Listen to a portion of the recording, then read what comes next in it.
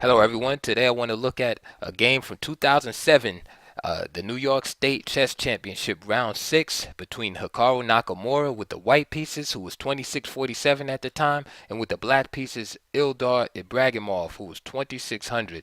The reason why I chose this game today is because Nakamura plays the rarely played at Grandmaster level opening, the Danish Gambit. So sit back and enjoy. Game started off e4 from Nakamura, e5, d4. Black accepts the gambit. E takes d4, c3 by Nakamura. Black accepts. D takes c3. Of course, other things are playable. D5, which was a move Capablanca used to play. E takes d5, queen takes d5, and c takes d4. And Black fights against the isolated pawn, and of course, in compensation, White has open lines and the chance to secure lead in development by attacking the queen. So these positions, um, turn out to be, equal for both sides, and both sides have chances. Queen e7 is a rarely played move, also, but it's not really refuted.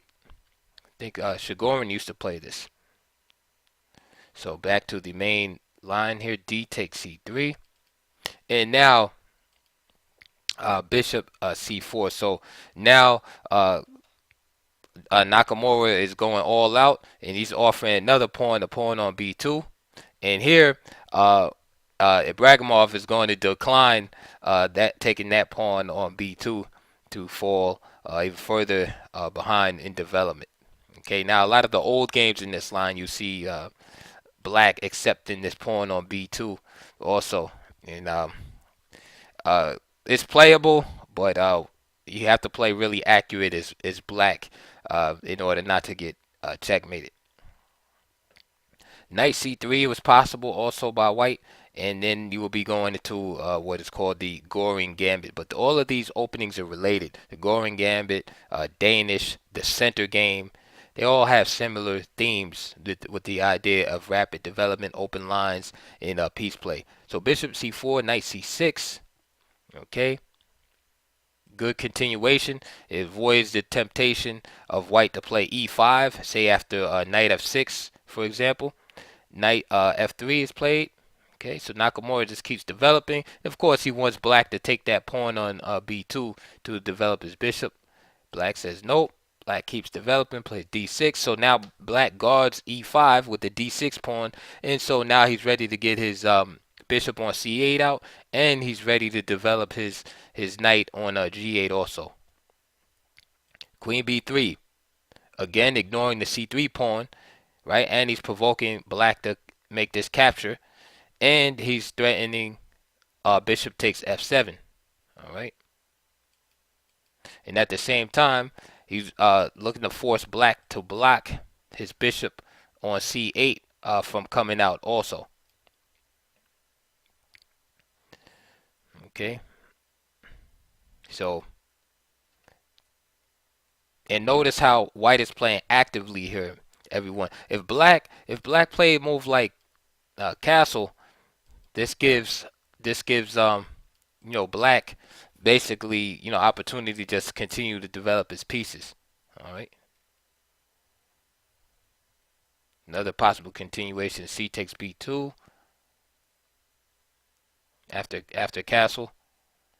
Bishop takes B2, and then just bishop E6, leading to more trade. So castle is a respectable move, but you got to understand that White has placed his cards on the table and his behind the material. So he's playing a little more active.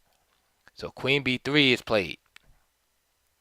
Notice how this pawn is indirectly attacked, keeping this bishop home. This pawn is attacked also. So you can see how Nakamura's move is a little more active than just playing castle. Queen D7. And this is what I meant by Nakamura has provoked him into blocking this bishop.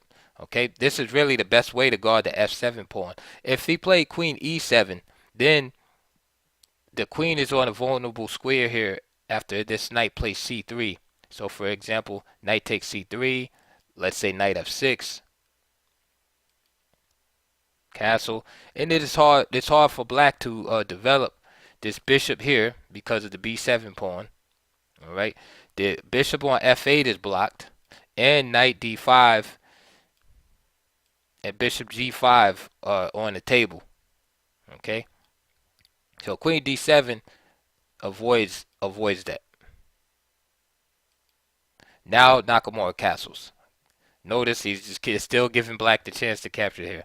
Black refuses to capture. Common move here, knight e5, securing the bishop here. This is a good idea for black to remember in these type of positions when the queen and bishop are lined up on c4 and b3. The only issue I have with this move at this point is that black is sort of violating some opening principles here as he's not developing. Okay, he's just getting rid of the bishop here. Okay, now the only piece black has developed is his queen after the capture on c4.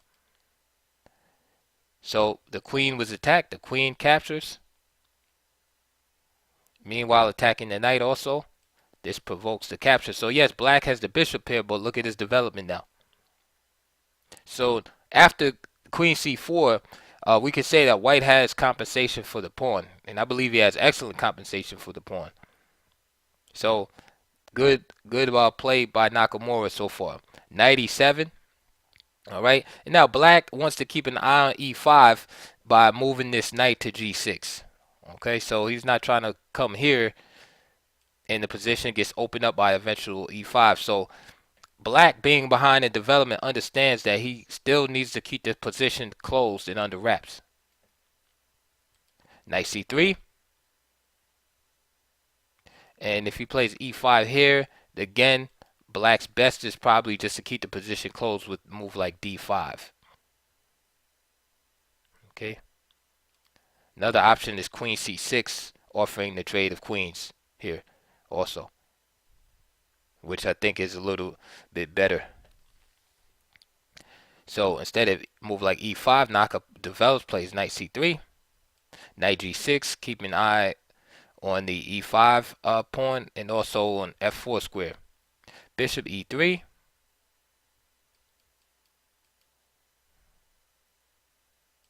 Knight d4 was possible. The idea of going to f5. So for instance, knight d4, bishop e7, knight f5. But Naka develops another piece. He plays bishop e3. And now c6. Again, remember black's main idea. He's behind in development. He has to keep things kind of closed right now. He can't afford for this position to be open in lieu of white's open files and his superior development. Okay, so what does c6 do? It prevents knight b5. It prevents knight d5. However, the downside of it is that d6 is weakened. Okay, so understand black is trying to slowly unravel and develop, but at the same time keeps position close as possible, and then realize his pawn advantage later on.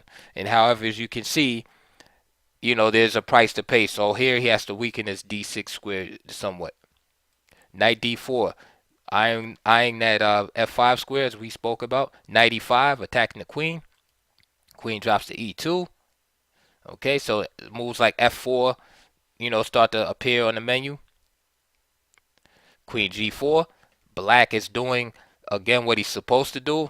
Position where he's behind in development. He's up material. He wants to trade the pieces down. All right. Not only is this move offering a trade of queens, but it seeks to liberate this bishop that's been on c8 the whole time, and at the same time be able to free this rook back here. Nakamura, of course, cannot afford to do that. Allow this trade of queens, so he plays f3. All right.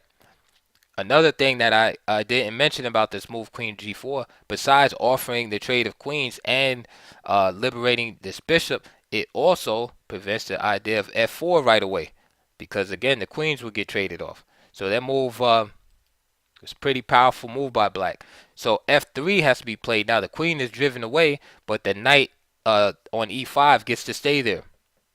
Queen h5, keeping the opposition with the white queen, again preventing this move f4. All right.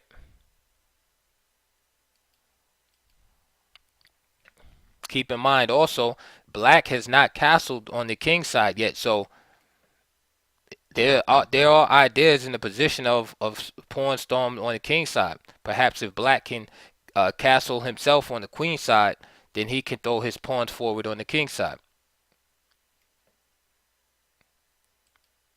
Nakamura has always been one of those players that realized when it was the moment that he must make an important move and decision in his game to attack. He sees what's going on here. If he takes his sweet time, black is gonna just simply consolidate. Play bishop d7, castle queen side, play bishop e7, then possibly start throwing his pawns forward on the king side for an attack.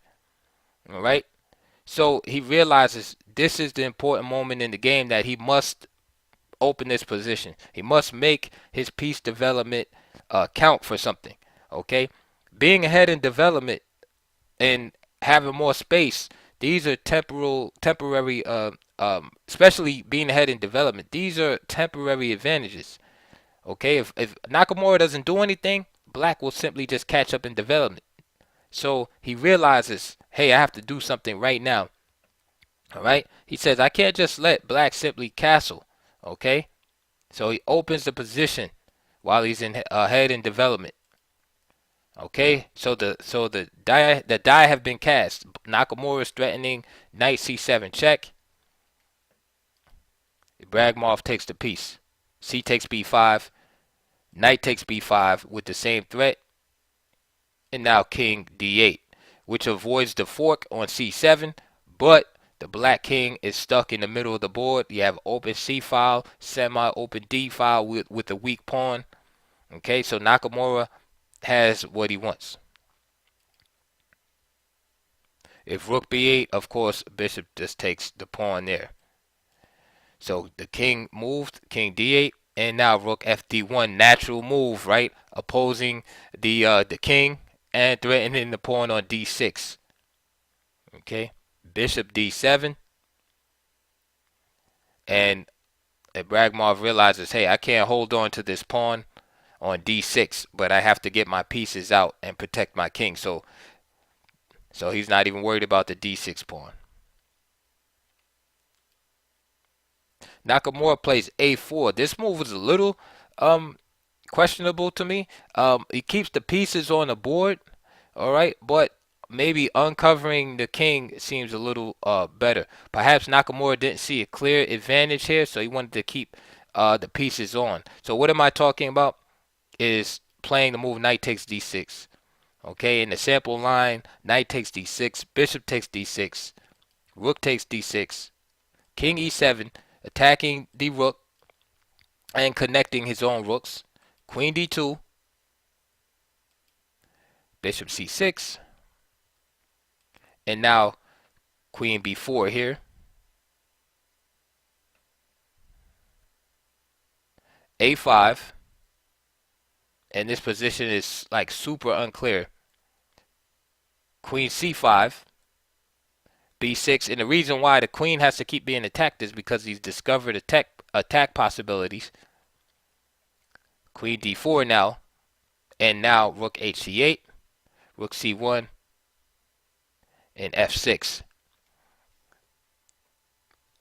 And this position to me is definitely definitely unclear.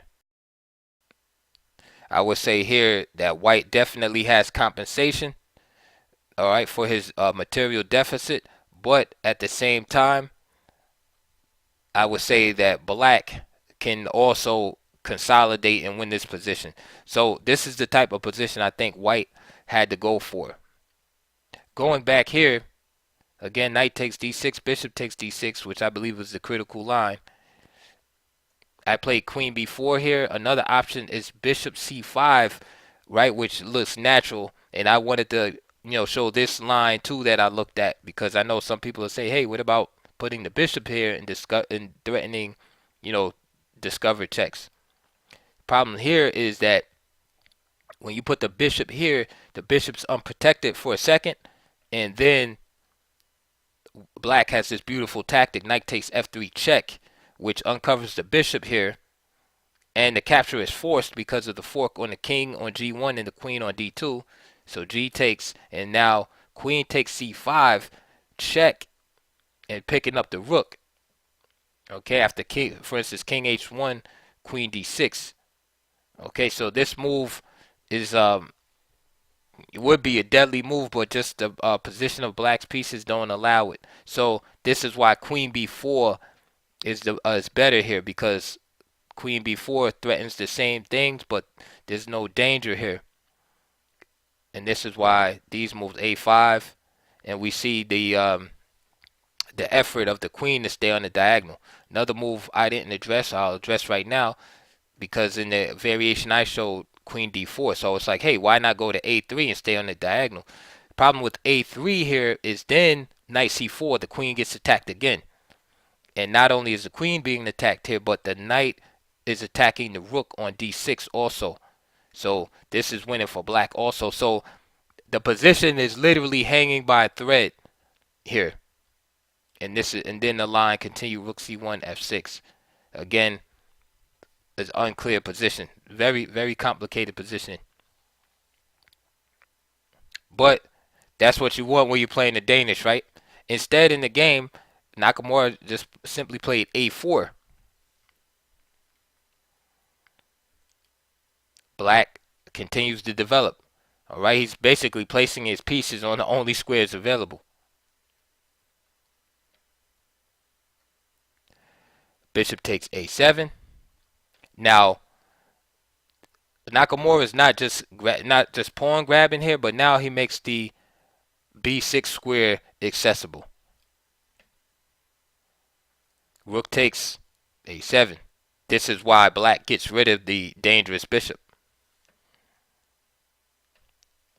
Knight takes a7. And g5 is played by black. I call this move in my analysis a panic move or a gamble, right? However side you want to look at it. It's either black is panicking here or he's just gambling. But I don't think it's a good move. This is a questionable move right here. Okay? Fortunately, well, we'll see. I won't give the game away. However, the better move here for black after knight takes a7 is bishop g5. All right. Now I have to defend my point, right? What are the merits of bishop g5 here? One, stops the rook from coming to c1. Okay? This is my analysis. All of this is my analysis. Two, the dark squares of white are extremely weak. Why are they weak? Because there's no dark square bishop on white side of the board to contest blacks. So the black bishop can simply dominate. Okay? And the main idea and the reason it is hard to find is that black is allowing a pawn in front of this king to be captured, and it looks counterintuitive. This is why bishop g5 is hard to find. So it's a great move. However, black is allowing the d6 pawn just to be captured, and he just brought the bishop out to e7, right? So all of a sudden your king is under attack in the middle of the board, and you're allowing this pawn to go. All right, but let's look at it. So if rook takes d6, bishop f4, very strong move, and it has the same idea as we discussed earlier, right? With the discovery, with this knight capturing, being able to capture here with this check, because then the rook would be hanging. Okay, so not only is h2 threatened, but d6, rook d6 is threatened also. This forces rook takes d7, king takes d7, rook d1, king e7, h3, right? You gotta deal with the threat on h2. Queen g5.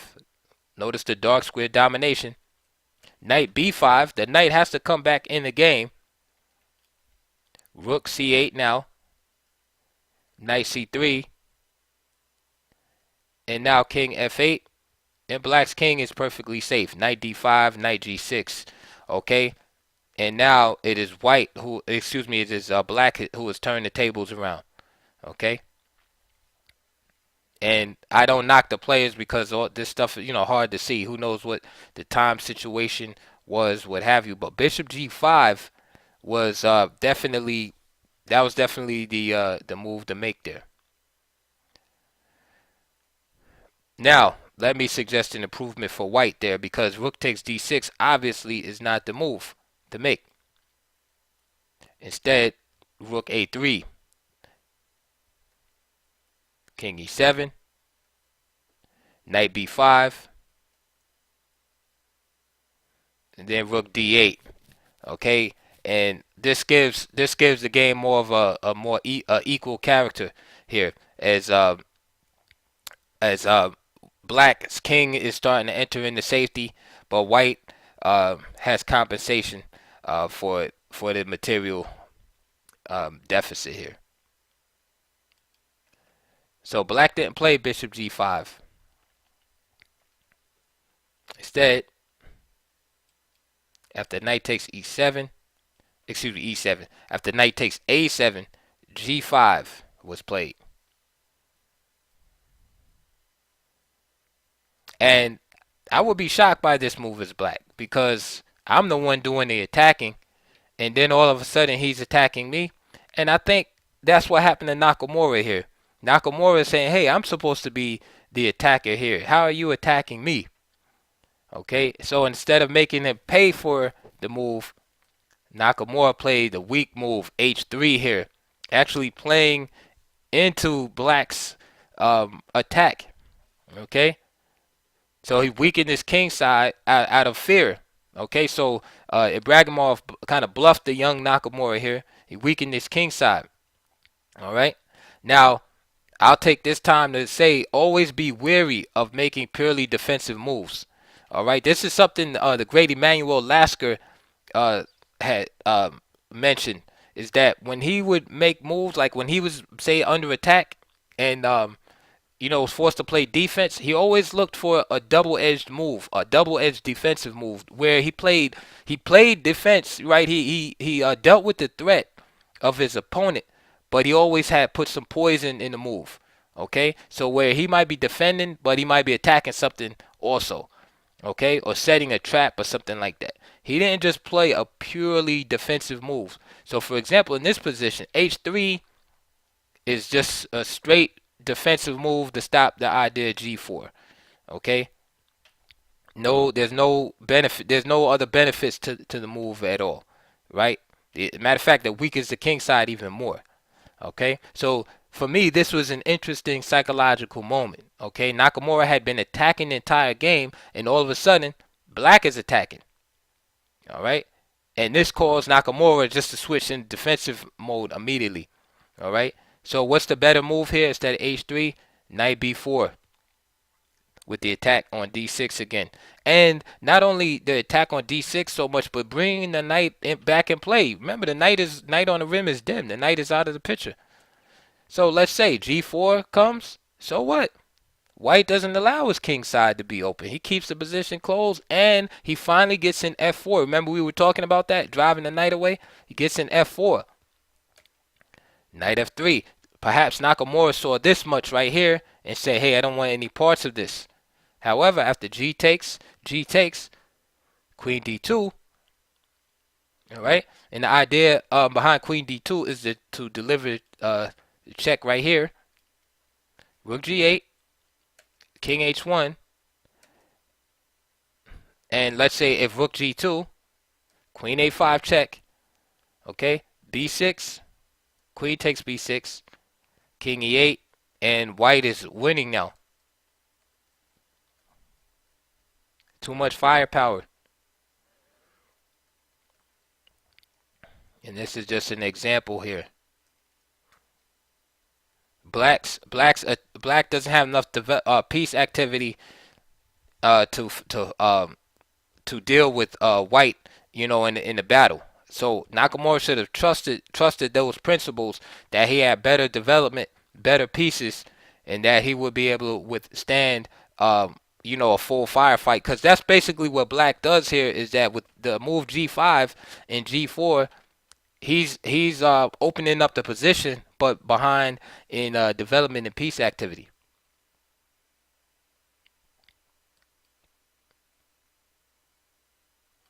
Another idea for black is rook d5. I'm sorry, for white is rook d5. And then if g4, that and rook d5 plays against the move g4. That's why I'm showing you this variation. So if g4 here, then f4, and knight f3 is not so good in this situation here.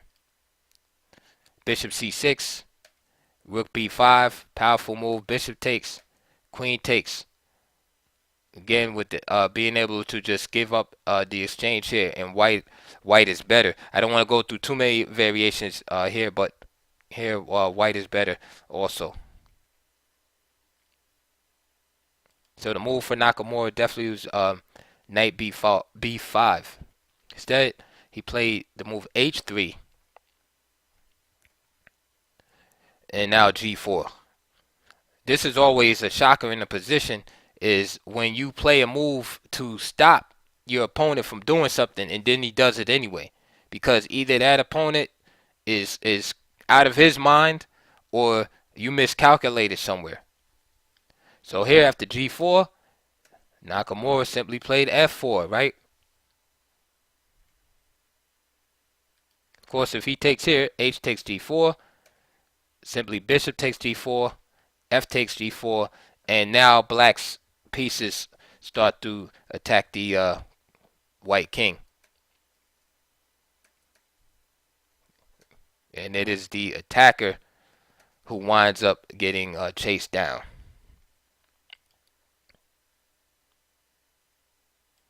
If f takes g4, same thing. This is why Nakamura played f4. Ibragimov hopped in, knight f3. You see this theme all throughout this game. I think it's several variations I showed you where the knight jumps in to f3. Here it happens during the game. And king h1 by Nakamura. Inquiring minds want to know what happens if the knight is captured. Well, black just gains a huge advantage if the knight is captured. There's really no adequate place to put the king. So, for instance, if queen c4, then queen h4 is very strong. Rook g8 is good also, but queen h4 is very strong. And let's say, what do you want to do here?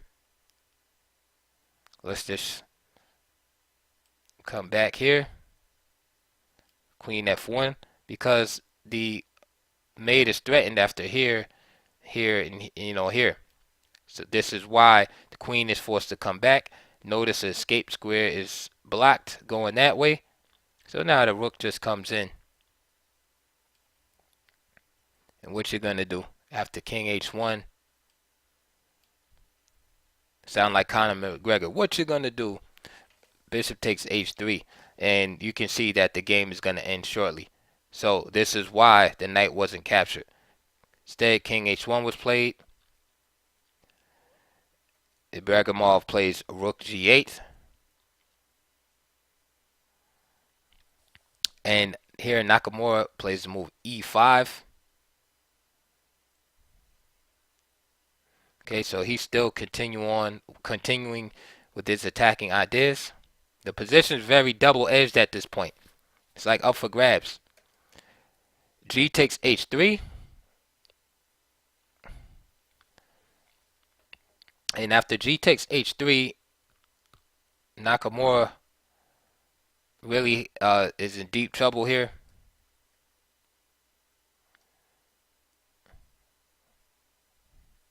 I forgot to mention that instead of this move e5, again, probably much better is just bringing this knight back again.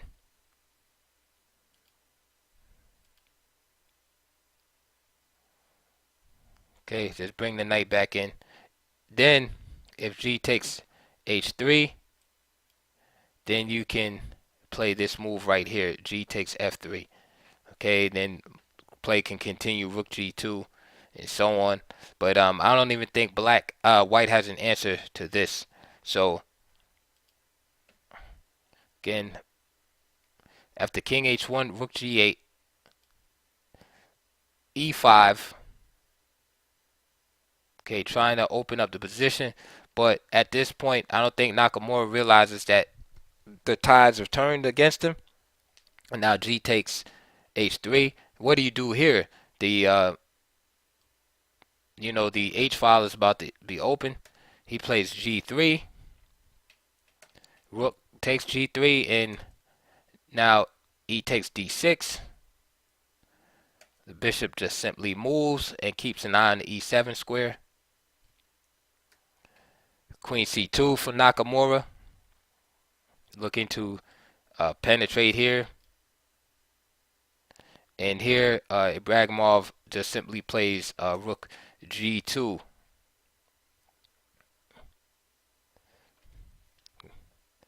And of course, threatening the queen and threatening the mate here. And at this point, Nakamura resigned. Okay, because there is no follow-up after queen c7 check, king e8, queen b8, and then the bishop just returns heroically back to d8 to block any future checks.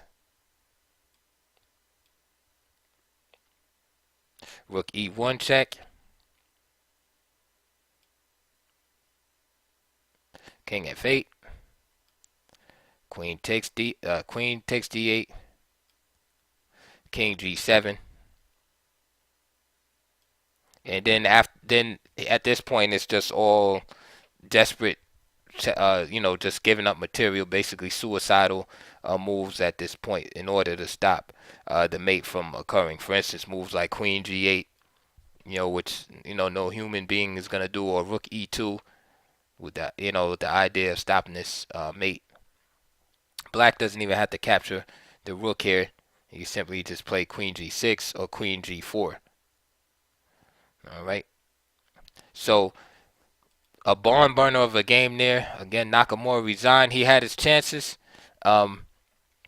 Exciting game. So that's not a knock against the Danish.